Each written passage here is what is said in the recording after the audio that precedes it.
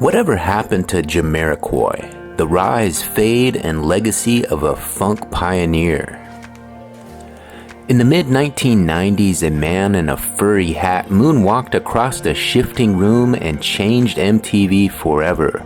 The song was Virtual Insanity, the band Jamiroquai, and for a brief moment, it felt like the British acid jazz invasion had arrived to revolutionize American pop culture. But then, silence.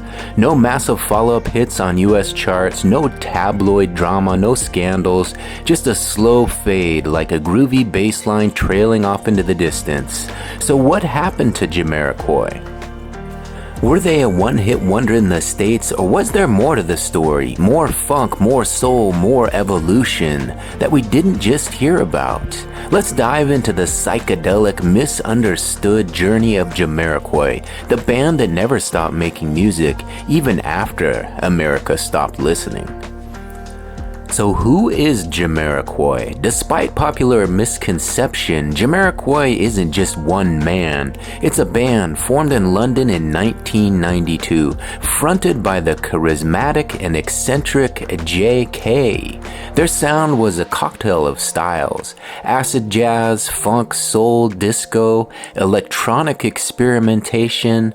Think of them as what might happen if Stevie Wonder, Sly Stone, and Daft Punk raised a child in a spaceship. Their first album, Emergency on Planet Earth, in 1993, was a critical and commercial hit in the UK. Songs like Too Young to Die and Blow Your Mind made them darlings of the underground funk scene. By the time their second and third albums dropped, Jamiroquai had grown into a movement, a swirling universe of wah pedals, horns, and JK's signature wide-brimmed hats.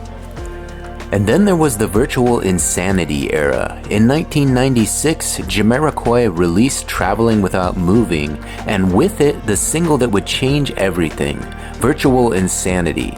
The video, groundbreaking. A camera locked in place while the floor appeared to slide and shift.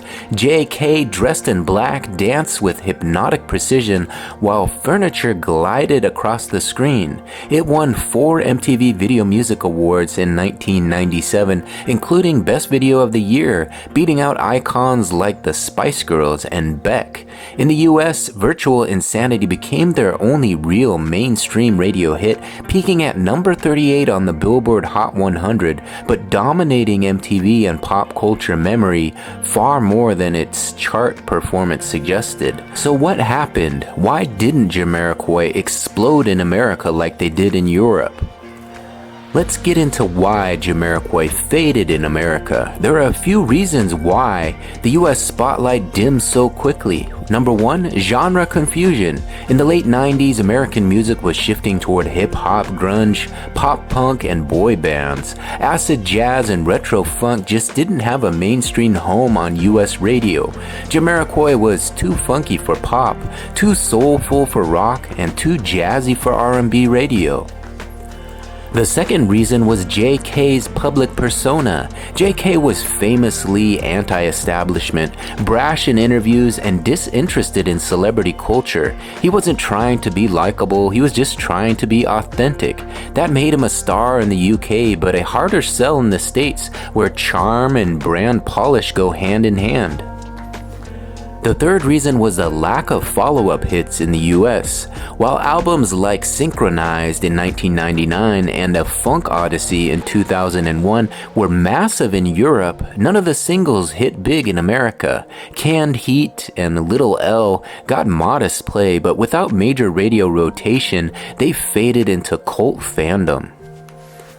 The fourth reason was that they never toured in the US heavily. A lack of aggressive US touring and TV appearances meant they weren't reinforcing their brand stateside. The fire burned bright, but quickly.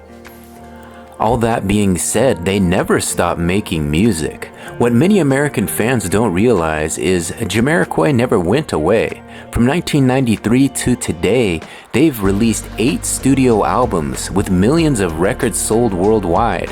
After traveling without moving, they released Synchronized featuring Canned Heat, later featured in Napoleon Dynamite, a Funk Odyssey in 2001, electronic, sexy, and critically acclaimed in Europe, a Dynamite in 2005, and a Rock Dust Light Star in 2010. Continued evolution with fewer hits but strong fan reception. And then in 2017 came their unexpected comeback album, Automation, a spacey, futuristic record that fused synth-pop, funk, and sci-fi visuals. Critics praised it for ambition, fans called it underrated, JK called it a nod to the future. And then there was the eccentricity of Mr. JK. Let's talk about the man in the hat. JK was always more than a frontman. He was the creative engine, the designer of the band's aesthetic, and a polarizing media figure.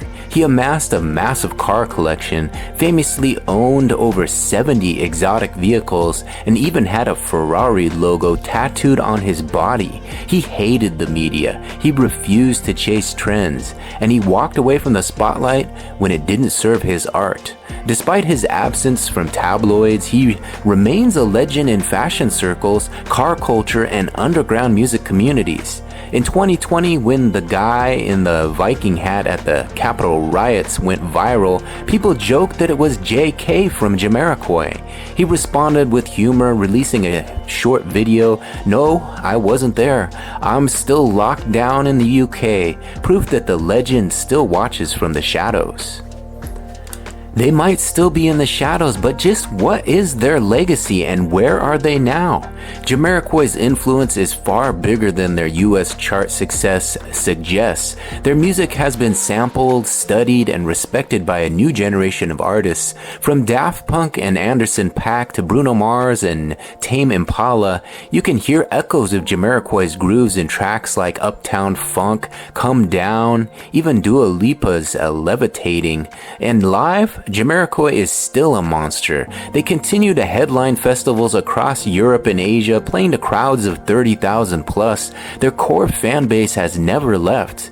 They just didn't need the American machine to thrive. In a world that rewards repetition and rewards branding over boldness, Jamiroquai has remained defiantly other.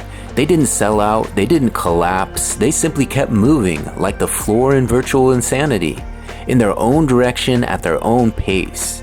JK didn't vanish, he just never needed America to validate him.